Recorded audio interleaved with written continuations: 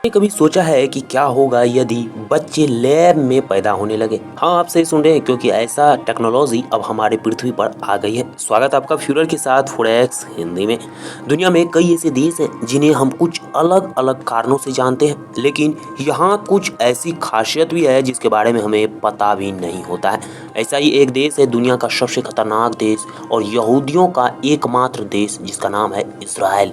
Israel अपनी रक्षा शक्ति, रक्षा कारणों और अपने खुफिया एजेंसी मोसाद के लिए पूरी दुनिया में फेमस है।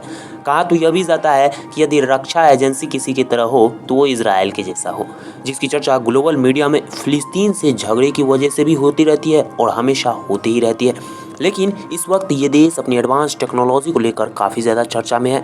यहाँ के वैज्ञानिकों ने मेडिकल साइंस की दिशा में एक चमत्कार कर दिखाया है और वो चमत्कार आज हम आपको इस वीडियो में बताएंगे। इज़राइल ने दुनिया का पहला कृत्रिम भ्रूण यानी कि सिंथेटिक एम्ब्रो प्रोड्यूस कर लिया है, यानी कि तैयार कर लिया है, जो अब तक सिर्फ कल्पना माना जा रहा था, लेकिन अब ये हकीकत में बदल दिया है इजरायली साइंटिस्टों ने। इस पर दुनिया भर के कई देश रिसर्च कर रहे थे, लेकिन उन्हें अभी तक सफलता नहीं मिली थी। लेकिन इजराइल ने अब इस पर सफलता पा ली है, जिसके लिए न तो किसी स्पर्म की जरूरत होती है और न ही किसी एग की जरूरत पड़ती है और न ही इसे पालने के लिए कोई कोख चाहिए, यानी कि कोई भी और किसी भी प्रकार का इसमें प्राकृतिक रूप से कोई योगदान चाहिए ही नहीं। भ्रूण बन चुका है और उसका दिल भी अब धड़कना शुरू हो चुका है। यानी कि आप भ्रूण यानी कि एम्ब्रॉय यानी कि बच्चे को आप लैब में तैयार कर सकते हैं और वो भी बिना स्पर्म और एग के बिना। चलिए हम बात करते हैं कि आखिर ये भ्रूण बनाया कैसे गया है। एक जीव को पैदा होने के लिए स्पर्म, एग और कोख की जरूरत हमेशा होती है, जो बच्चे को 9 महीने तक पाल सके। इजराइल के वैज्ञानिकों ने इन तीनों चीज के बिना ही एक कृत्रिम भ्रूण का इजराइल के वैज्ञानिकों ने इन तीनों चीजों के बिना ही एक कृत्रिम भ्रूण का भी निर्माण किया है और इसका अब तक का विकास भी ठीक तरीके से हो रहा है। यहाँ तक कि कहा गया है कि अब इस भ्रूण में दिमाग का भी विकास होना शुरू हो गया है। भ्रूण को इजराइल के वेजिनन इंस्टीट्यूट ने तैयार किया है और इसे बनाने के लिए स्टेम सेल्स का प्रयोग किया गया है। उन्होंने इस पर रिसर्च की और फिर भ्रूण को तैयार किया है, जिसका अब दिल धड़कना भी शुरू हो गया है, यानी कि भ्रूण अब धीरे धीरे डेवलप भी हो रहा है।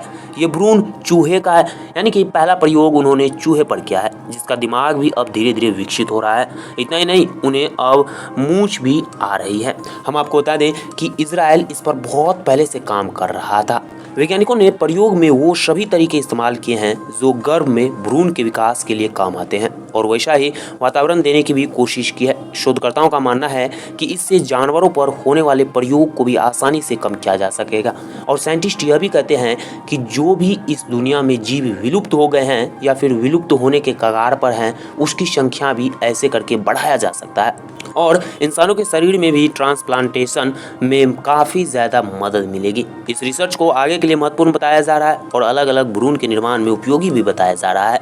तो दोस्तों, तो अब तो आप समझ ही गए होंगे कि अब भ्रूण का निर्माण यानी कि बच्चे का निर्माण भी अब लैब में किसी बकरी, चूहे, किसी अंडे की तरह किया जा रहा है। अब आप समझ जाइए कि हमारा साइंस कितना ज़्यादा आगे जा चुका है। तो दोस्तों, आपको जानकारी कैसी लगी हमें कमेंट सेक्शन में ज़रूर बताइएगा और फुडेक्स हिंदी को सब्सक्राइब करना नहीं भूलिएगा।